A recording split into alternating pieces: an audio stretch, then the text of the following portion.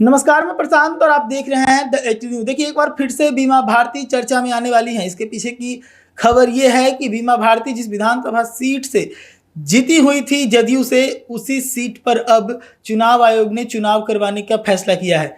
इसको लेकर चुनाव आयोग ने नोटिफिकेशन भी जारी किया है और बिहार समेत कई राज्यों के जो है चुनाव होने हैं, जिनके उपचुनाव कह सकते हैं, उपचुनाव होंगे। तो ऐसे में बीमा भारती फिर से एक बार सुर्खियों में आएंगी, क्योंकि इस सीट से बीमा भारती विधायक थी और जदयू में रहते हुए विधायक थी। तो जदयू को छोड़ा, अपने विधायक के पद को छोड़ा और उसके बाद लोकसभा के चुनाव लड़ी।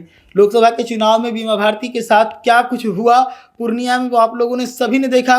किस प्रकार से लोकसभा चुनाव से पहले बीमा भारती जब सरकार बदल रही थी, इंडिया से एनडीए सरकार बदल रही थी, उस दरमियान बीमा भारती क्रॉस वोटिंग कर दी थी और उसी दरमियान लालू यादव की एक कमिटमेंट मिली थी बीमा भारती को कि आपको पूर्णिया से लोकसभा चुनाव लड़ाया जाएगा।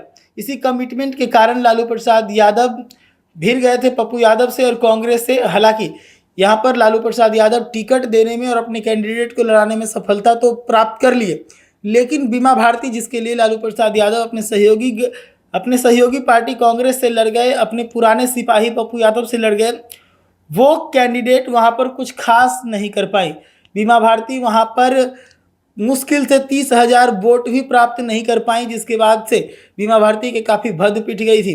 अब ऐसे में खबर है कि रुपौली, जहां से बीमा भारती चुनाव जीती हुई थी, वहां पे फिर से चुनाव होंगे, उपचुनाव होंगे।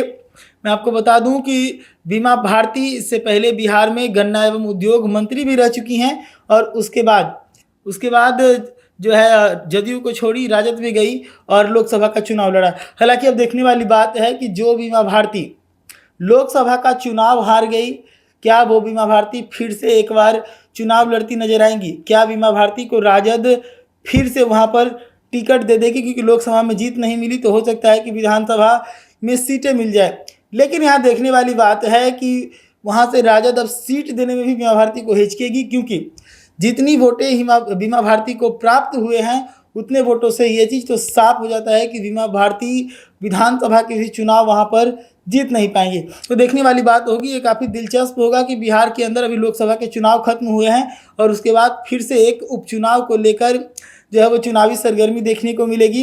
ये भी देखने को मिलेगा कि अगर बीमा भारती को राजद रिप्लेस करती है तो बीमा भारती के जगह पर कौन आएगा। उसके बाद ये भी देखने वाली बात है कि पिछली बार जिन्हें हराकर बीमा भारती चुनाव जीती थी जदयू कोटे से, क्या इस बार फिर बीमा भारती के सामने वही चुनाव लड़ते हुए नजर आएंगे? इन सभी सवालों के जवाब काफ़ी जल्द मिलेंगे और हम ही आपको देंगे। जुड़े रहेगा द न्यूज़ के साथ। धन्यवाद।